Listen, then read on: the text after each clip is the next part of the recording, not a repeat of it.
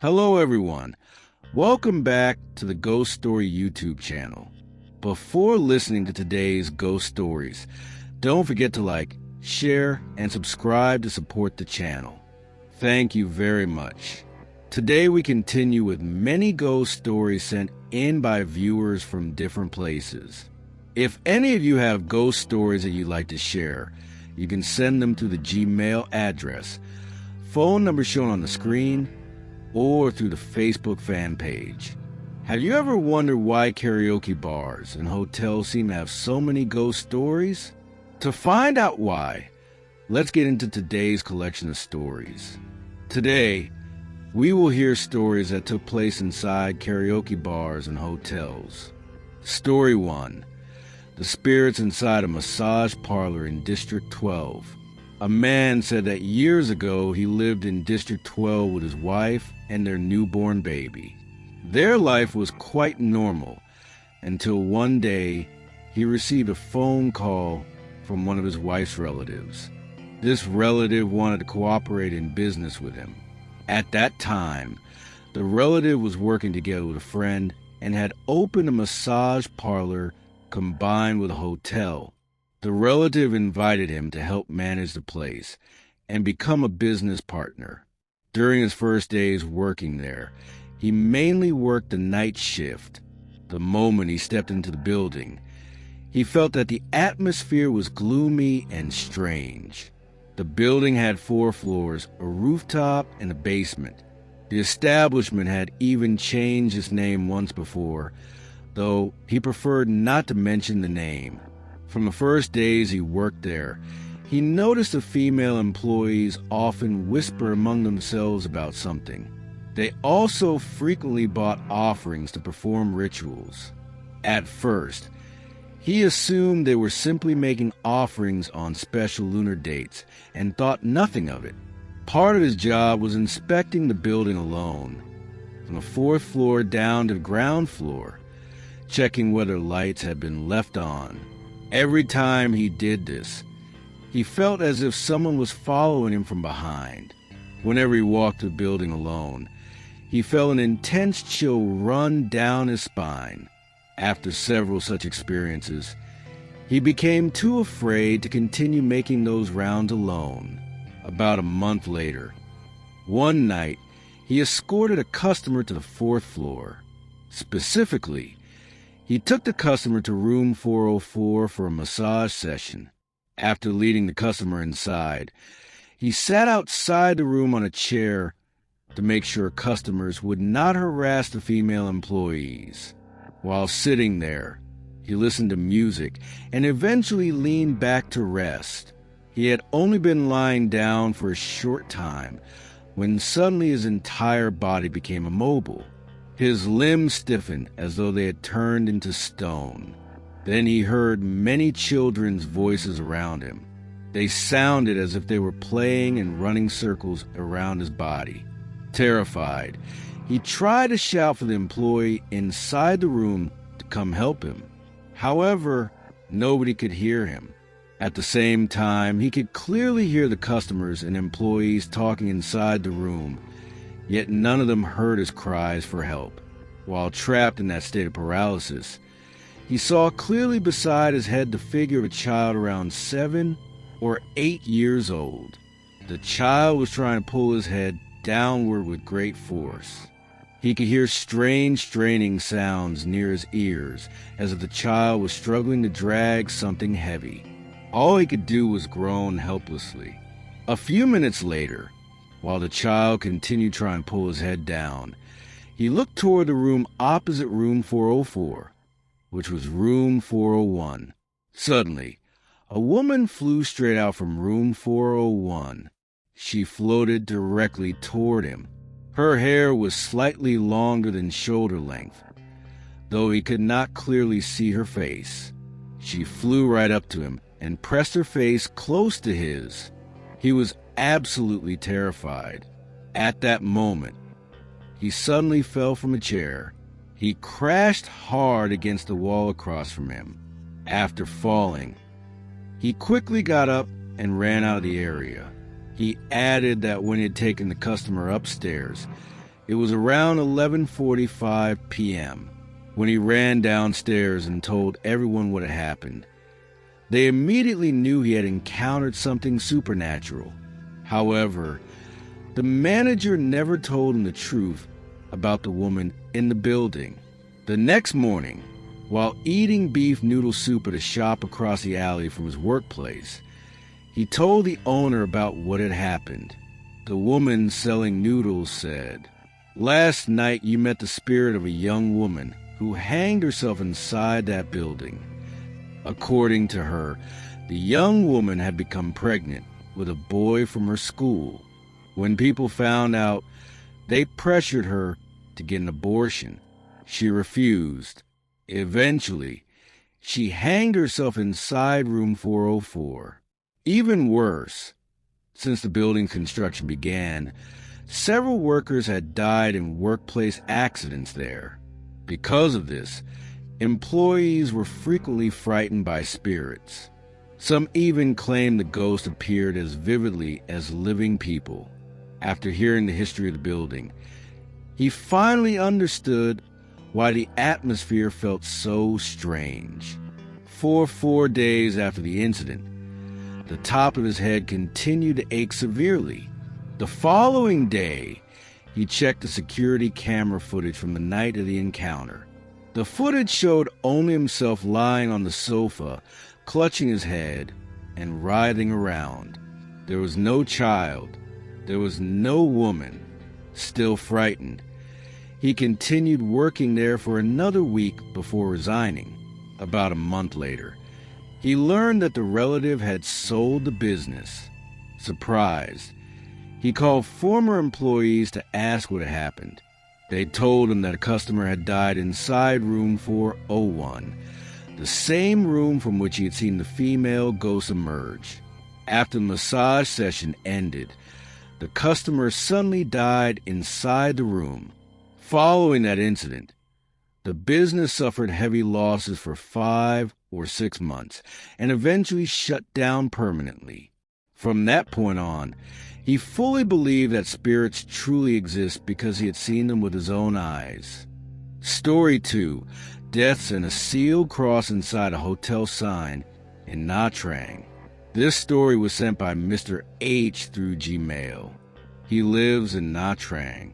Before telling the story, the narrator thanked Mr. H for his compliments about the channel. Mr. H said the stories were so scary that he often had to wait until daylight before listening because he was too afraid to listen at night. After hearing many stories from the channel, he remembered strange experiences he had personally witnessed while working at a hotel in Nha Trang. Even now, remembering those events still makes him afraid. Back then, he was very innocent and never thought he was encountering ghosts. He said that in 2013, he got a job at a hotel in the center of Nha Trang City.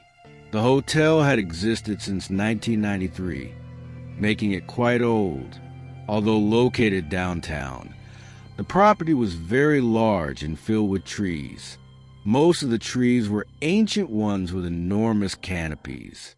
He worked 3 shifts, morning, afternoon, and night. At that time, he was still young and very afraid of ghosts. Whenever he worked a night shift, he often invited co-workers from other departments to drink a few beers together so he could sleep more easily afterward. Usually after management left for the day, only one night duty employee and one housekeeping employee remained, so things were fairly relaxed. However, one particular night, nobody was available to drink with him. Around 10 p.m., business became quiet, so he turned off most of the lights and sat using his phone. Since nobody was around to talk with him, by around 11 p.m., he folded up a tablecloth and prepared a place to sleep. His sleeping area was on a stage inside a huge hall. The hall resembled a wedding reception venue and could hold around 500 people. Because the room was so large, once the lights were off, the darkness seemed endless.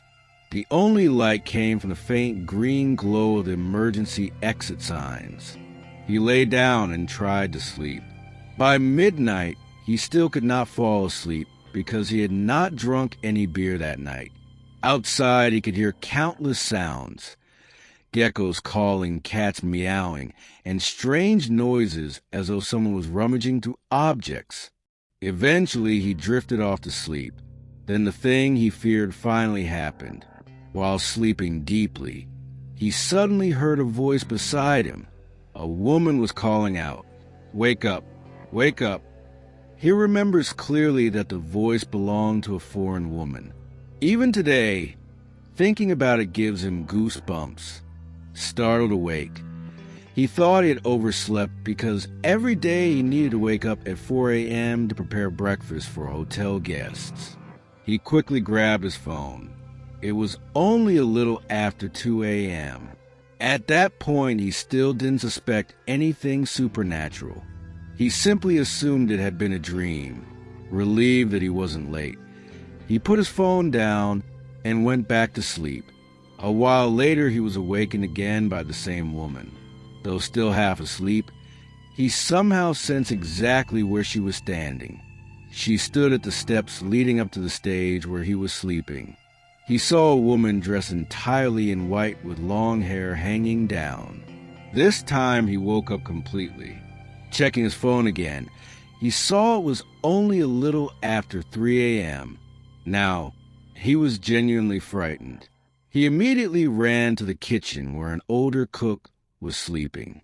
The cook woke up and immediately noticed how pale and terrified he looked. The older man seemed to understand that he had encountered something unusual. However, he never told his co-workers because he thought nobody would believe him. Sometime later, though he couldn't remember exactly how long afterward, another incident occurred. By then, he no longer slept on the stage. Instead, he slept at a bar counter near the outdoor swimming pool. The area was surrounded by large ancient mango trees. Just like before, he had not drunk any beer that night and found it difficult to fall asleep. Eventually, he drifted off. While sleeping, he suddenly felt an overwhelming weight pressing down on his body. It was as if someone was sitting on top of him. No matter how hard he struggled, he couldn't move. After struggling for more than 10 minutes, he finally broke free. When he sat up, his entire body was drenched in sweat. Now he was truly terrified. He refused to continue sleeping there and immediately ran to the security guard station. The security guard asked, "Why aren't you sleeping? What are you doing out here?" At that point, he told the guard about both the previous incident and what had just happened. Originally, the guard had not intended to tell employees these stories because he didn't want them to become frightened. But after hearing everything, he decided to reveal the truth. The guard had worked at the hotel since its opening. He said that 2 people had drowned in the swimming pool. Hearing this made his spine go cold. He learned for the first time that the pool was 2 meters deep and 25 meters long. It had been designed as a sports pool.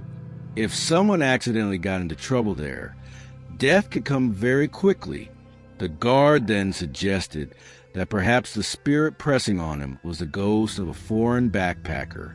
Years earlier, that tourist had stayed at the hotel and loved swimming late at night. One night, while swimming alone, he suddenly suffered a heart attack. He sank beneath the water and drowned before anyone could help him.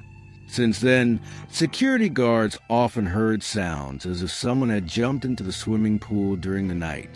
Whenever they heard the splash, they knew it was believed to be the spirit of the foreign tourist. But that wasn't all. The guard revealed that before becoming a hotel, the property had once served as a mortuary connected to a Catholic funeral facility. After saying this, the guard pointed toward the hotel signboard.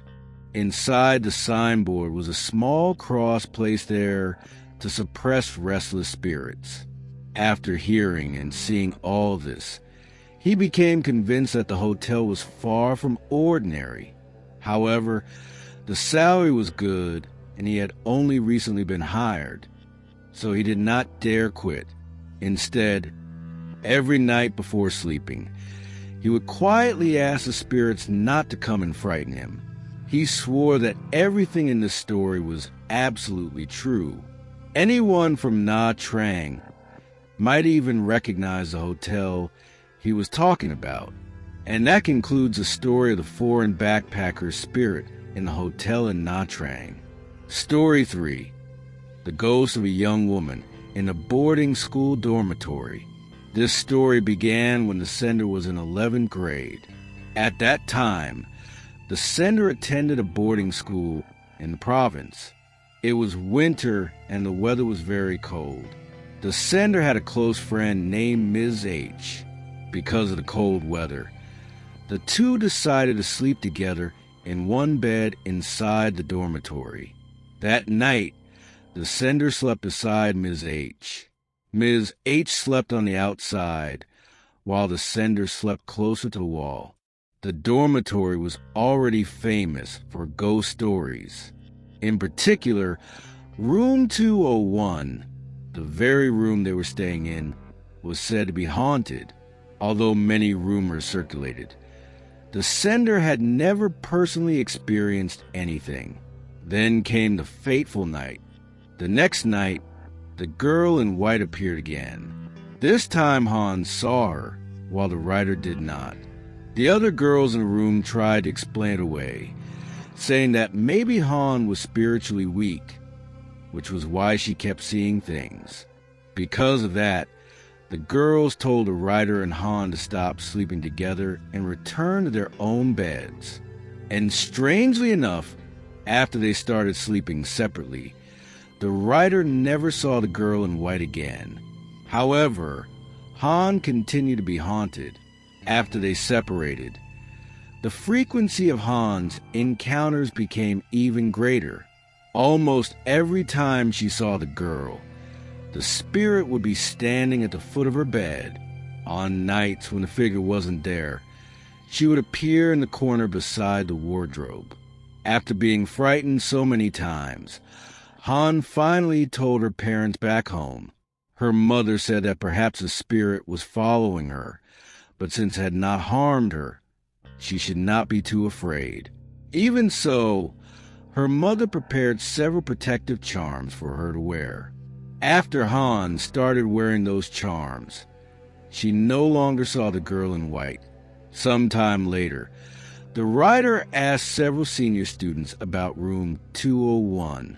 They revealed that many years earlier, a female student had died in that room because of an illness, according to the stories passed down among the students. Her spirit often returned and frightened the people who stayed there. Because of that, the school had performed many rituals and offerings over the years. The writer remembered very clearly that every year the school would set aside a day to seal off that area and hold ceremonies for the deceased girl. After those ceremonies, students rarely reported seeing the spirit anymore. However, there was one particular night when everyone in the room stayed awake talking. None of them were sleeping. While they were chatting, they suddenly heard knocking on the door. The room's door was made of glass, not wood. It was already around 1 o'clock in the morning. One of the girls opened the door, but there was nobody outside. There was no wind either. The trees were completely still. Since nobody was there, they closed the door and went back inside. About 10 minutes later, the knocking came again. This time it was much louder and more aggressive than before.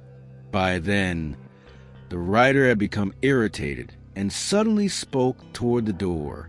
"If we're not bothering each other, then please stop doing things like this." Even now, the writer still doesn't understand how she had the courage to say those words. But after she said that sentence, everything immediately became quiet again. No more knocking, no more disturbances. The writer believed that in dormitory rooms like those, it was common to encounter supernatural stories sooner or later. After those incidents, however, the writer began sleepwalking frequently for a short period of time. Not long afterward, she transferred to another room. Once she moved away, she never experienced any strange phenomena again. And that brings us to the end of today's ghost stories. Before ending the video, please don't forget to like, share, and subscribe to the YouTube channel. If you have your own stories to tell, feel free to leave them in the comment